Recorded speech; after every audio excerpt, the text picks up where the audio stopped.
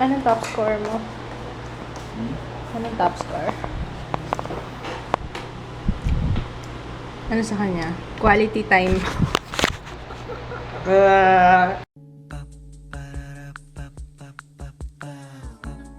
This is my family. Good morning. I had the best massage kagabi. Kaya ang sarap ng tulog ko eh. Medyo ma-oil-oil pa ako pero ang sarap ng massage ko. Siguro nakapagpamassage ako around 2 a.m. na. So yun, sarap ng tulog ko. And for now, ang gagawin ko lang muna ay mag-answer ng comments and messages. It's 9:30. Tingnan natin kung hanggang ano oras ako matatapos. Natapos ako 10:38. Almost 1 hour. 1 hour, ano? Yung comments, mamayang gabi na lang. Parang ang sakit na ng puwet ko kagad. 1 hour lang. Mamaya kasi mag-e-edit pa ako ng yung ginamit ko is Judy Time palette. I-edit ko later. And for now, chores muna, ligo. Ba't pa sinasabi ko sa inyo yung gagawin ko? Wala lang. Papa-answer ko kay Papa yung 5 love languages. Kahapon nasagot ko to eh, kagabi. Anong top score mo? Anong top score? Ano sa kanya? Quality time.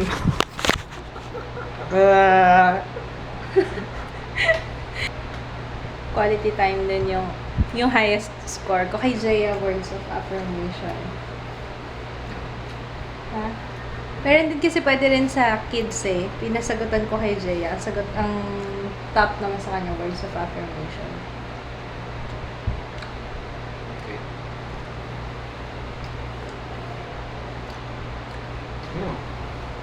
Ha? Is kung magsuot ng makeup, parang it's been a week. Ay, hindi naman. Kailan ako last na nag-makeup?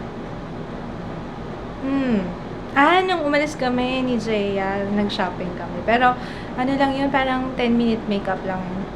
I'm reviewing comparison video. Ngayon, first time kong gawin yun. Comparison between Revlon Colorstay Liquid Foundation at saka yung Whip Foundation.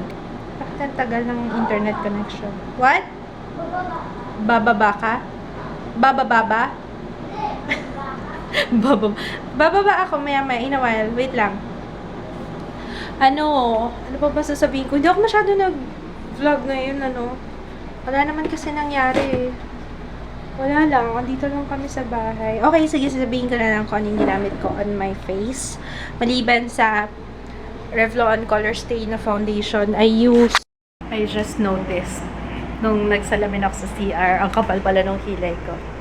Sa camera kasi, sa video, hindi masyado halata yan. Mas makapal dapat. Pag kunwari nag-film akong ganyan, kailangan mas makapal yung eyeshadow compared sa kapag kunwari lalabas lang ako. Kaya natawa ako eh. Tapos naka-usli pala. Hindi ko pala masyadong nadikit yung aking false eyelashes. Hindi naman ako nagmamadali. Ewan ko. Yun pala, naputol kasi na ubusan ng memory yung SD card. Wait lang May kinukuha kasi ako. Okay. Ito yung favorite. What is that? Tissue. Wait lang. So, ayun nga. Hindi ko na ginagamit to. Yung Fashion 21 kasi sabi nung sales lady aabot daw ng 1 year. Di naman. Parang bago lang to, no? Parang 4 months pa lang, 3 months. Tingnan nyo na, sobrang dry na siya, hindi ko na nga maangat. Yun yung sinasabi ko na kapag ka nag-settle ka na, pag mayroon ka nang nahanap na maganda, parang hirap nang bumili ng bago, diba? Kagaya niyan, na-disappoint ako dyan sa Fashion 21. At least, diba, na-try ko siya. At least, na-share ko sa inyo na hindi siya maganda. Hindi ko naman to naiwan. Never ko tong naiwan nakabukas. Lagi tong nakasarado. Hindi ko alam bakit natuyo ka agad. Yun, kaya itong ginagamit ko. This is the Etude House. Bumili ako ng false eyelashes, I think. Basta last year, bumili ako ng false eyelashes sa Etude House, tapos may kasamang ganito. Mas okay pa to, oh.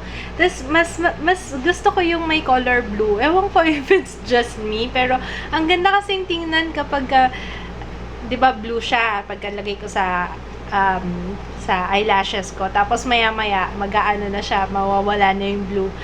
Na, huwag kayong mabother ha. Mamaya didikit ko yan. Kasi mawawala na naman tong ano kay. Okay, ayun nga, yung foundation na ginamit ko is yung Revlon Color Stay. Tapos, I used, sa kilay ko, syempre, as usual, yung aking favorite na eyebrow pencil, yung EB Advanced Dark Brown. Tapos, sa eyes, ginamit ko is itong dalawang magkatabi. This one and this one. Parang bronzy. Pang bronzy look. Pasado na ba as bronzy look to? Parang pwede na, no? Huwag niyo na lang pansinin yung nakalutang na eyelashes. Yan. Tapos, what else?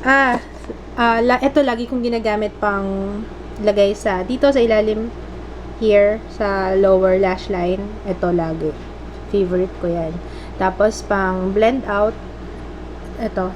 Pang blend out here sa crease, ito lagi. This brown here. And then, what else? Bronzer, ginamit ko tong MAC. The Soft Meow. Soft Meow. Mineralized blush. First MAC ko yan.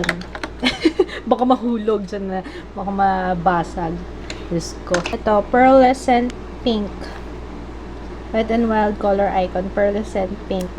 Tapos, yung liner, gel liner. Syempre, yung LA Girl pa rin. Yun lang, hindi ako nag-concealer kasi maganda naman ang coverage ng Revlon Color Stay. Though, medyo maputi sa akin yung nakuha kong shade. This is nude. Ayun. Mascara, ang ginamit ko is ito. Gustong-gusto ko na siya ngayon kasi natutuyo na siya eh. Uy, ka-color nung nails ko. Tapos, I'm using also yung earrings na bigay ni Charles. Hi, Charles! Ito yung fishbone earrings na dapat kay Jaya. Pero hiniram ko muna. Yung suot ko ngayon is this Beauty UK Posh Pout Corally Incorrect. I also got this from All About Beauty. Lalagay ko na lang yung link down below kasi doon din sa kanya galing yung Revlon Color Stay Whip Foundation ko. Yun. Kaya rin hindi ako masyadong nag-vlog kanina kasi I'm not having it. Sa mine, wala lang. Naiinis lang ako kay kids kanina. Hindi ko alam bakit. Siguro nagpapapam-pam lang ako. Diba may ganong time, no? Sa inyong wala naman pag-aawayan, pero parang gusto ko lang siya awayin. may ganang, ewan ko kung ako lang. Pero, di ba may ganong time yung tayong mga girls na tayong mga wives na parang wala naman dapat pag-awayan, pero parang naiirita ka lang sa kanya, naiinis ka lang sa kanya, gusto mo lang siyang asarin, gusto mo lang magtampo paminsan-minsan. Yun, hindi kami nag-uusap kanina. Although kinakausap niya ako, hindi ko siya masyadong pinapansin. Titingnan ko hanggang saan. Gusto ko kasi, ewan ko, siguro yun yung time na gusto kong maglambing siya sa akin. Baka nagsimula yun dun sa yung sa 5 love languages. Ayun, ayoko kasing para kasing kasi ako sa kanya Sabi ko parang wala man lang reaction. Sabi ko pareho kaming quality time. Hinihintay ko yung sasabihin niyang input. Hinihintay ko mag-voice out siya ng opinion niya, ng input niya. Pero, wala. Yun lang simula yung tampo ko. Ang babaw. Pero hindi, gusto ko yung minsan nagtatampuhan kami para, mas maganda kapag nagbabati kayo tapos, mas sweet. Pero, gutom? Kakain ko lang, di ba? Ay, parang gusto ko ng soup dyan. Kasi, ito, kakain kami ng chicken lollies. Wala yata kaming sabaw. Ay, beef noodles. Ayaw ko. Ayaw ko kasi ng beef noodles eh. Siguro pwede isa lang. Okay. Ayaw ko naman siya. Hindi ko type tong beef noodles na to. Ang favorite ko na noodles, yung Nissin cup noodles na seafood. Yum! Inaaya ko si Jaya. Sabi ko, bili kami ng ice cream. Kasi nakita ko yung saging. Katatapos lang namin kumain. Lagi naman may natitirang isang perasong chicken eh. Gusto ko ng banana splat. Split or splat?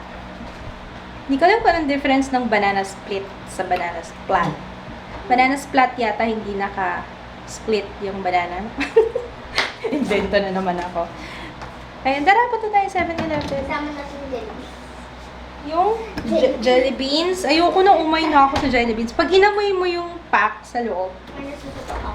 ibang klase yung amoy. Para siya amoy suka na hindi ko maintindihan. Hindi ko yun. Balik ka na ng shirt mo. Ayan. Oh, ew. Amoy suka sa bus. Lahat Rocky Road. Ano mo, Oreo? Rocky Road. And This one. wala ba yung lahat Rocky Road? Ano ka na Oreo?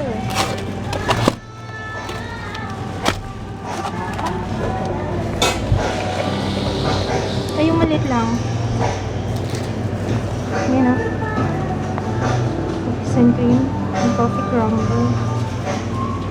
Ay, hindi. Malaki na lang. Oh, yum! Kakaibang Rocky Road to. Light yung color. Gusto ko yung dark one eh. Gusto ko yung light one. Hindi pa nga natitikman to. Ayan na yung banana. Ilagay ko dyan para. Yummy. Hindi ko na siya hinati sa dalawa kasi nakakita. Splat lang. Oo, splat lang eh. Let me know your verdict. Tsaka ligo naman, be. Araw-araw na lang, ganito tayo ah. Ligo naman pag may time. Umay na nga akong kakasabi eh. Ligo naman, be. Ako nga, 2 beses kaya ako naligo. Ngayon. Twice ako naligo kasi init-init, sobra. 8 out of 10. 8 out of 10? I'll give it a 10. Sarap. Hindi ko masyadong kasi. Pagbukas pa yung grocery, hindi pa namin maisip kung ano yung bibili namin. Parang ang dami kasing choices. Pagbukas pa yung mall.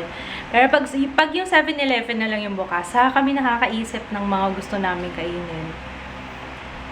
Mas mahal pa naman sa 7-Eleven. Ewan ko ba, ang weird nga eh. Kapag sigurong marami kang choices, hindi ka makapag-decide. Pero wala ka ng halos choice, nakakapag-decide ka na eh. Yummy? Yummy? Ka na dito sa laptop ha. Mag-edit ako ng vlog. I'm gonna say hi to Chrissy Del Rosario Gozon. Hi Chrissy! And to Jazreen Jazreen Dila Flores, Lizelle Perez, and Arian Pineda Bigueras. Hello! Okay, we're gonna say goodnight na manonood na lang si Jaya ng Black Roads while I'm editing. And hopefully ma-edit ko ngayon yung tutorial ko with the It's Judy Time palette, yung Summer Night Makeup Shorva. Hindi ko alam kung papalitan ko pa yung title, I don't know. Pero, yeah, expect nyo by tomorrow morning uploaded na. Siguro tanghali. Let's say tanghali na lang. Yun. Good night! See you tomorrow! Bye! Night, baby! Nice.